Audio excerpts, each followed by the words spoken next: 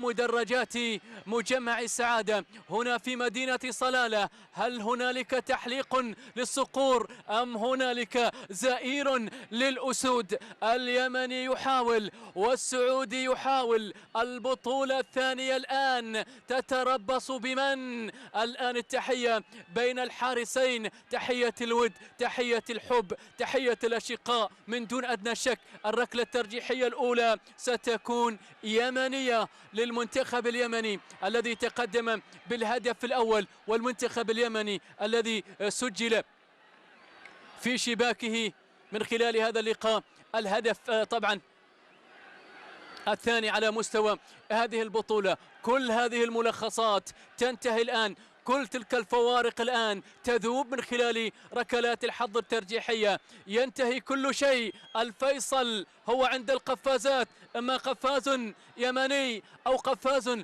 سعودي، إما لتألق المستمر لموسى العيد أو وضاح أنور. الركلة الترجيحية الأولى لصالح منتخب اليمن. من سيكون على التنفيذ هو نفسه الذي أضاع ركلة جزاء مع خواتيم شوط المباراة الأول، هو نفسه من تقدم للمنتخب اليمني. عبد الرحمن الخضر أمام موسى العيد. هل يتمكن الآن من الوصول إلى ركلة الترجيح الأولى، إلى تسجيل أول ركلة ترجيحية، إلى استعادة ذكريات ذلك النهائي المثير، ذلك النهائي الذي توج من خلاله المنتخب اليمني؟ الجماهير كلهم أنظارهم الآن صوب ركلة ترجيح أولى، صوب موسى أو الخضر.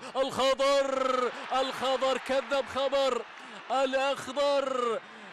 الأخضر بواسطة ركلة ترجيحية ضائعة، والخضر يعطي الآن صورة حقيقة ومؤشر خطر من عبد الرحمن الخضر. هذا عندما يقول هذا كذب خبر. ضاعت الكرة.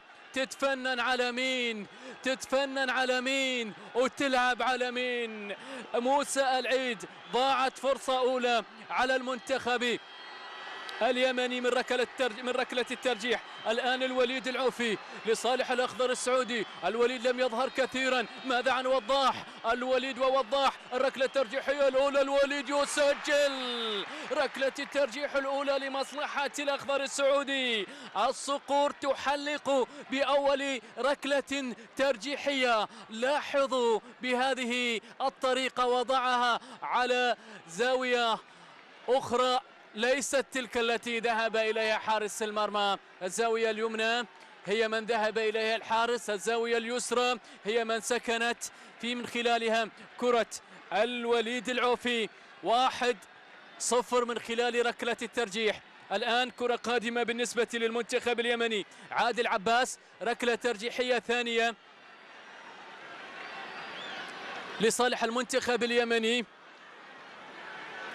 حوار خاص أيضا منتظر بين وليد عباس وبين موسى العيد. عباس ولكن يعدل المنتخب اليمني من خلال ركلة ترجيحية ثانية، يتمكن من معادلة النتيجة، لكن الأفضلية ما زالت بالنسبة للمنتخب السعودي. وضعها بشكل ممتاز، وضعها في سقف المرمى بالقدم اليسرى، سجلها محرزا من خلالها الركلة الترجيحية الثانية بالنسبة للمنتخب اليمني بعدما أضاع الأولى. يسجل الآن وليد عباس صاحب هدف التعديل، أو هذا عبد العزيز عسيري على تنفيذ الركلة الترجيحية الثانية للمنتخب السعودي أمام وضاح. الأولى سجلت بواسطة الوليد العوفي، الثانية عن طريق عبد العزيز عسيري من أجل مواصلة التقدم، من أجل مواصلة التحليق للصقور الآن. لكن وضاح يتدخل. وضاح هو من يبعد، وضاح هو من يعيد المنتخب اليمني مرة أخرى إلى الواجهة. وضاح أنور يتصدى لمحاولة عبد العزيز الفواز أو عبد العزيز عسيري. عسيري ضاعت الكرة بتصدي كبير من جانب وضاح أنور. كانت الصورة واضحة بالنسبة لوضاح، وأبعد ركلة الترجيح الثانية لتصبح النتيجة مرة أخرى ركلة بركلة. تعود الآن لصالح المنتخب اليماني. المنتخب اليمني من هو صاحب الركلة الترجيحية؟ هو هاشم الناشري.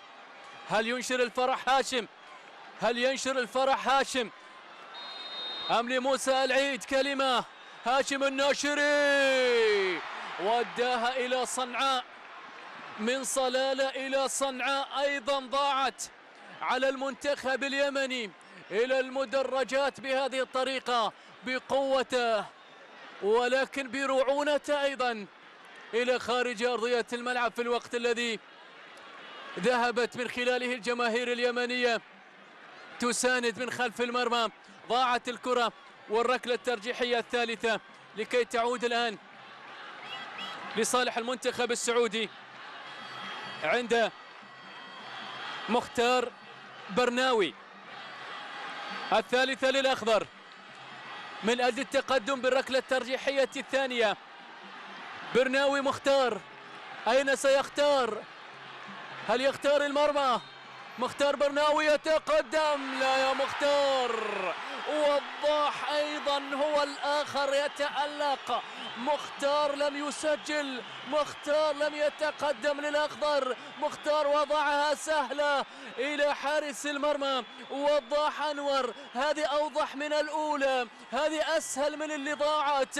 هذه كرة لا يمكن أن تلعب بهذه الطريقة. مختار أيضا أضاع الثالثة على الأخضر السعودي لكي تعود مرة أخرى ركلة بركلة. ماذا أنت فاعل يا موسى؟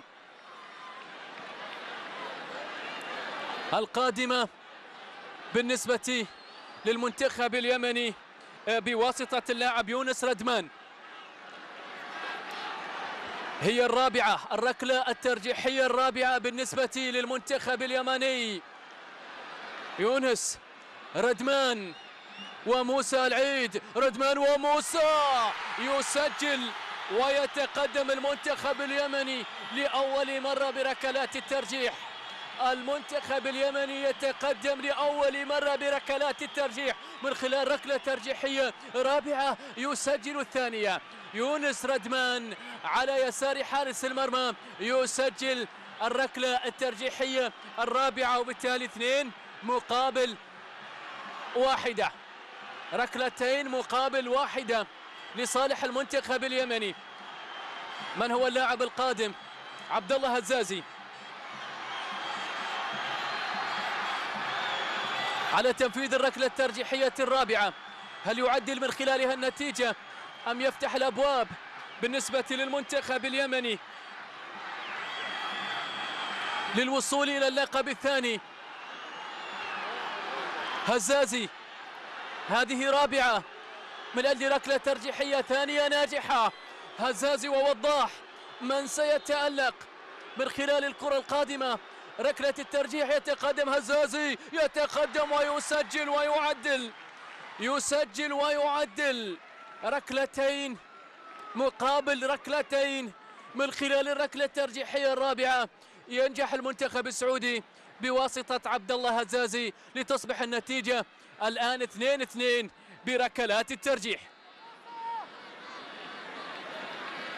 عبد الله هزازي هذه المرة ليست إلى وضاح. الآن اللاعب اليمني البديل عبد الخالق محمد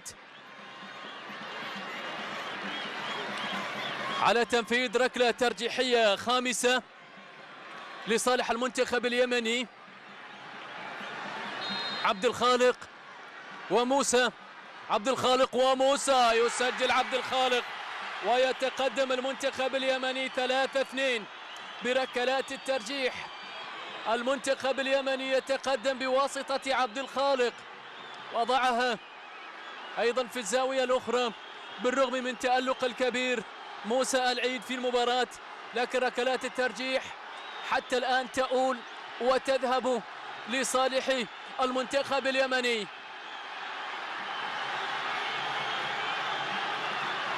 وضعها في زاوية، الحارس ذهب إلى زاوية أخرى. المدرج اليمني يهتف مرة أخرى باسم الفوز بالبطولة. ركلة ترجيحية خامسة بالنسبة للمنتخب السعودي، خامسة للمنتخب السعودي. عبد العزيز الفواز، الخامسة، الفواز. الحكم ماذا قال؟ الحكم قال اليمن بطلا لبطولة غرب آسيا للمرة الثانية في تاريخها بركلات الترجيح. من نفس البوابة يسيرون، من نفس البوابة يطيرون، من نفس الطريق يتألقون، وبنفس الطريقة يتوجون، ومن أمام الأخضر إلى كأس البطولة يصلون. لمن كل هذه القناديل تضوي؟ لمن؟ وهذه المواويل في العرس تشدو لمن؟ هل الأرض عاد لها ذيازا؟ لمن؟